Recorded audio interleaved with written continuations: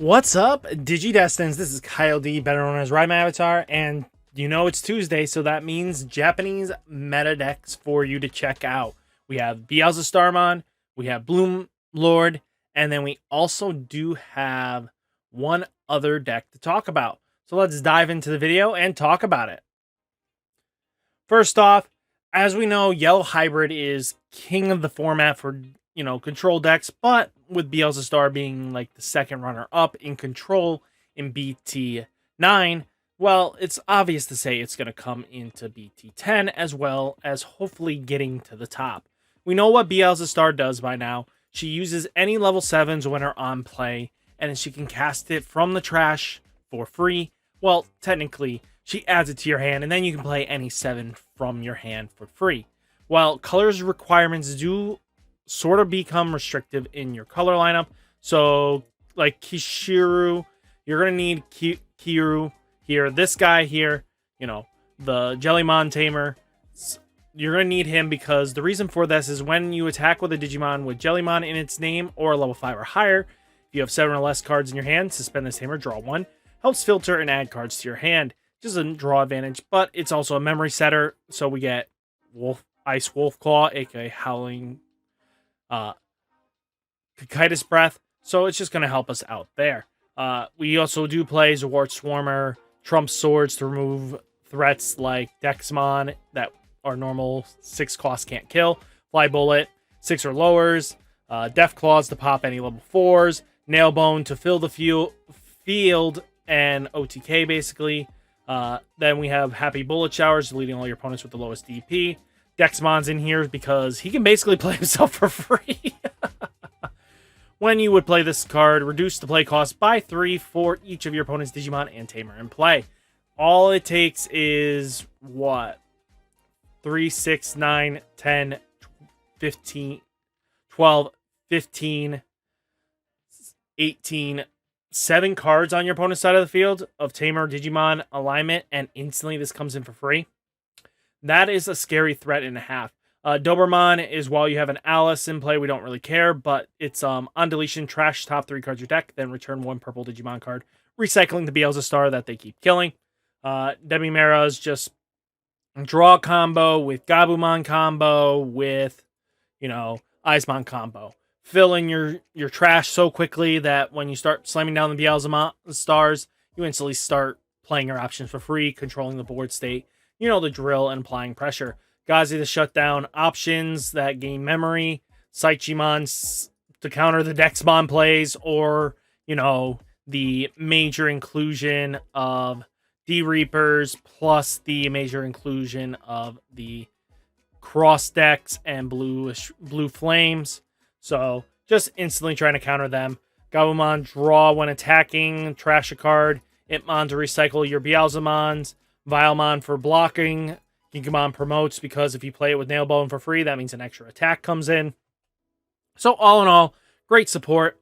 The deck is solid. I think it did fall down a little bit just because of how fast-paced and how the new decks kind of just instantly just float into locations that Beelstar can't actually interact with.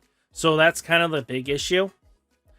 Next, let's talk about Sakuyamon. Sakuyamon got actually a great wave of support for her. Is the deck extremely high competitive? No, I think it's a 1.5, maybe low tier 2. That's just to say because the deck still is option reliant, piece reliant, and stuff like that, and you can't apply enough pressure with it. She's basically unsuspend one of your Digimon, and for each tamer you have, return 1 option with plug-in in its name from your trash to your hand. So basically you get a bunch of free plugins. When you use an option card with 2 costs or more, one of your opponent's Digimon gets minus 3,000 DP. So basically all your plugins, Rikia is gonna be playing your plugins for free when you swing. Maid Mode is one of the new cards here. When Digivolving, you may use an option card with plugin in its name or a yellow option with a memory cost 5 or less from your hand, ignoring the color restrictions, without paying its memory cost. Then, after using the option card, instead of trashing it, place it on the top of your security stack face down.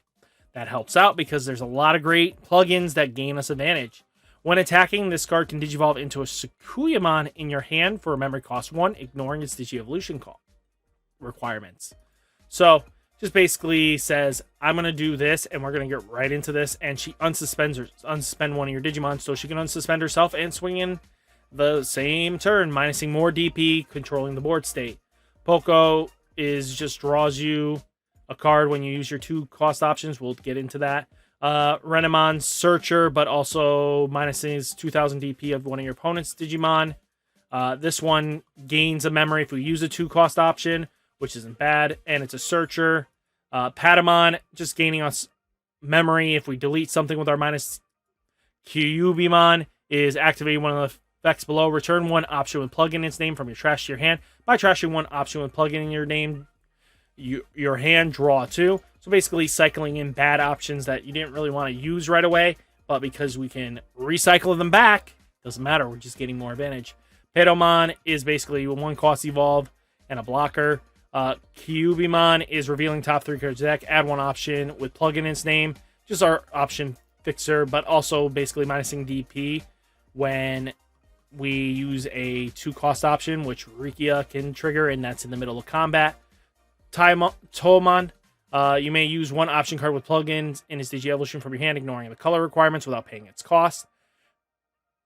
Which is weird because there was no color requirements, but just in case you don't have Rika on board, you can use it, so that's not bad.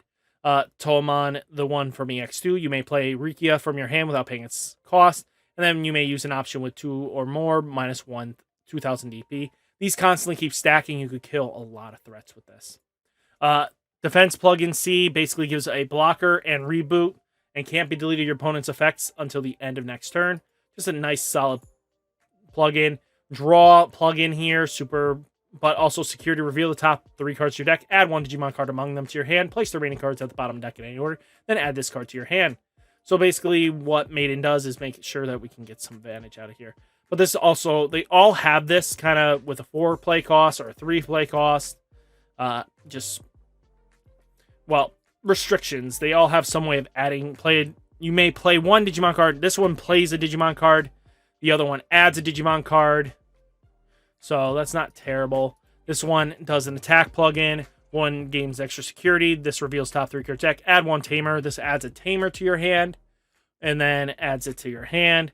Plugin 0. Gain 1 memory. Add this card to your hand. One of your Digimon gets 3000 DP till the end of your next bonus turn. So again, blocker reboot there. You get a little beefier out of that.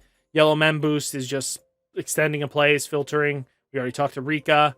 Rika's really solid. It's all in all just great support if we're looking at it. Sadly, I don't know if this deck got enough support for it to validate. If this was the complete support back in BTEX2 and BT8, this deck would have dominated for sure. But now it's just questionable. Now let's talk about the new Bloomlord. Bloomlord is a very interesting type advantage. It uses plants, vegetation, and fairies in its trait. Gain 1 memory. When you gain 2 or more memory with this effect, unsuspend this Digimon, and this Digimon gains piercing for the turn. For every 2 suspended Digimon, this Digimon gets 2000 DP and gains security +1. Constantly getting bigger. It does have pierce, so it'll pierce through. And that's really all you want to do. You may suspend one of your Digimon. Just really good power. Hidden potential, just extending a play is getting into Bloomlord for free. Chimeramon, just so after you swing in Bloomlord, you can get that lethal attack in. Really does help out. Samasateri basically stuns a Tamer or Digimon until their end of next turn, which is huge. Mimi is just fuel the board so we can get Bloomlord to go crazy. Ajatar, by suspending one of your green Digimon, you may play 1 Digimon card that gains plant, vegetation, fairy, and its traits with 3000 DP or less from your hand without paying its memory cost. When one of your Digimon becomes suspended by an effect, gain 1 memory, extending stuff.